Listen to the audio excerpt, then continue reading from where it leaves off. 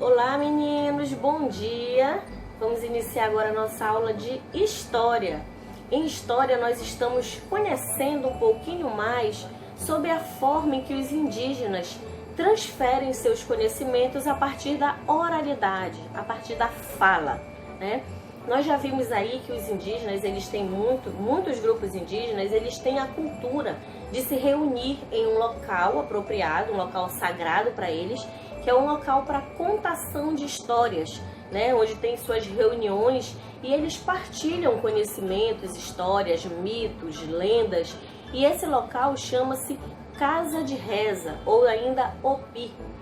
Nesses locais eles se reúnem em redes e lá eles ficam nesses momentos importantes para eles e eles acabam contando histórias, os mais antigos contam histórias e dessa forma os mais novos, os descendentes, eles acabam aprendendo a partir da vivência, né, e de perceber como que cada um adulto reage diante de alguma situação, né? Por exemplo, em uma caça, em uma pesca, as meninas observam como que a mãe cuida da casa, cuida da comida, cuida dos irmãos menores, né? Os meninos observam ali como que seus pais saem para caça, para pesca.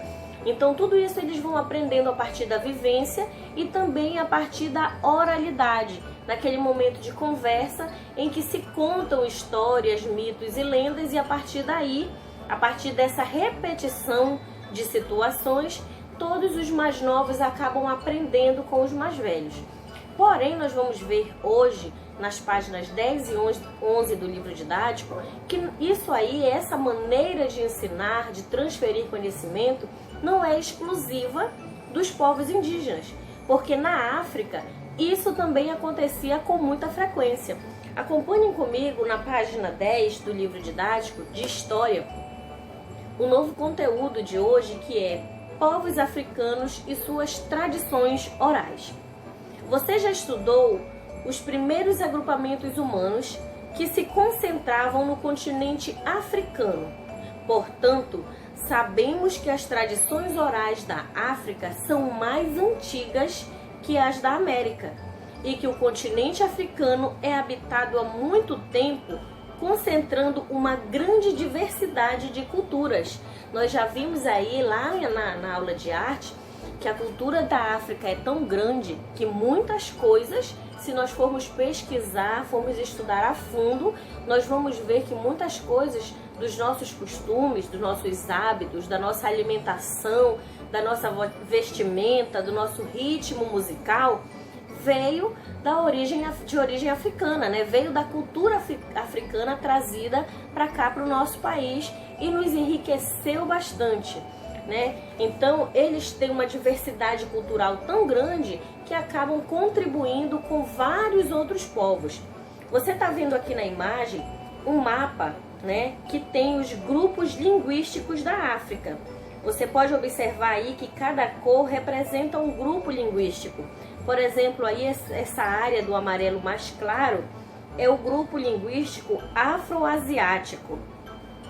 Temos mais abaixo, olhando na legenda, o Nígero-Congo. Mais abaixo, o Nilo-Saariano e o Khoisan. Tá? São 4 grupos linguísticos que estão aí na África e tem uma informação dizendo assim: a África é um continente formado por mais de 50 países e diversas etnias. Nesse mapa você pode observar a indicação dos principais grupos linguísticos, né? Existem muitos outros, porém os que têm uma influência maior são esses 4. Ou seja, dos maiores grupos de línguas que se encontram no território africano. Isso não quer dizer que são os únicos grupos linguísticos existentes na região. São vários, porém os que se intensificam, que se destacam, são esses 4 aí, tá bom? A riqueza cultural do continente africano, ele se reflete na variedade de mitos, de histórias, danças, músicas, línguas e modo de viver das diversas etnias. Você observa que sempre um grupo linguístico ele tem uma mistura, né? Por exemplo, o primeiro da legenda, afroasiático, ele tem uma mistura porque é ali no limite, África e Ásia, então ele acaba puxando um pouquinho de cada, né? Então tem um sotaque diferente, tem uma dinâmica diferente de se desenvolver. E as culturas, elas acabam também se diversificando dessa forma, mistura entre os dois países. Assim como, por exemplo, aqui no Brasil, nós temos a influência africana, porém nós acabamos adaptando para o nosso modo, né, para a nossa forma. Por exemplo, como já estudamos na aula de arte, sobre o samba. O samba, ele é usado com instrumentos africanos, porém ele tem uma individualidade totalmente brasileira, né? Então o samba é conhecido mundialmente por ter sido originado no Brasil, mas ele tem muito da cultura africana, principalmente no seu lado instrumental. Então essas diversificações acontecem nas outras regiões, né? Em todos esses grupos linguísticos que tem aí na África. Assim como acontece entre alguns povos na América, uma das formas mais expressivas de tradição oral na África é o ato de contar histórias, assim como também dos indígenas, como falamos anteriormente. Contudo, as tradições orais africanas se destacam pela repetição de versos com ritmo. Isso aqui, gente, ele é muito interessante. Porque assim como, por exemplo, os indígenas, eles sentam nas suas redes e vão ter aquele momento de contar histórias, os africanos, eles contam através de versos ritmados. O que se assemelha muito com um repente que nós temos aí, que é muito cultural do Nordeste, né? Do Nordeste brasileiro. Na África, eles fazem também essa contação de histórias através de ritmos e rimas. Como ritmo, é como se fosse quase que cantado, né? É um verso que ele é falado um pouquinho mais rápido, dando uma cadência para ele se tornar ritmado, e ele sempre vai finalizar com versos e é como se fosse quase que uma melodia, tá? Nas contações de histórias africanas, as frases são entoadas em ritmos constantes para serem lembrados mais facilmente. Isso aí é uma dica muito interessante, né? Porque às vezes você não consegue aprender ou decorar uma escrita, mas a letra de uma música você consegue compreender e consegue decorar. Então a musicalidade, ela ajuda nessa fixação. São transmitidas oralmente de uma pessoa para outra. Por isso, algumas palavras podem ser modificadas no decorrer do tempo. Isso aí, essa modificação acontece como se fosse aquela brincadeira do telefone sem fio, né? Onde eu vou falar no ouvido de uma pessoa uma frase. Essa pessoa não compreendeu exatamente a palavra que eu falei. Então, quando ela vai passar para outra pessoa, ela já passa modificando. Então, dependendo da pessoa que vai estar dizendo, pode sofrer uma modificação. E é o que nós vamos ver, por exemplo, na página 11, na seção Conectando com. Nós temos aí, aqui no Brasil, essas rimas são chamadas de trova. Nós temos aí uma trova popular brasileira, que ela foi coletada por Afrânio Peixoto em 1919, tá? Olhem como ela é, de acordo com Afrânio Peixoto. A batata, quando nasce, deita a raiz pelo chão. Menina, quando se deita, bota a mão no coração. Eu tenho certeza que você já ouviu isso de uma outra forma, não foi? Muitos de nós aprendemos isso como uma musiquinha ou como um versinho de uma forma diferenciada, né? Por exemplo, eu lembro de ter escutado isso na minha infância, a primeira frase dizendo batatinha quando nasce. Aqui já está dizendo a batata quando nasce, que dá a mesma ideia, né? Mas vão sofrendo as modificações. Então, no seu caderno, você vai responder a questão da letra A, no Conectando com. Você conhece outras variações dessa trova? Quando eu falo variações, são essas outras formas que podem ser apresentadas com essa mesma ideia, com esse mesmo conteúdo, tá?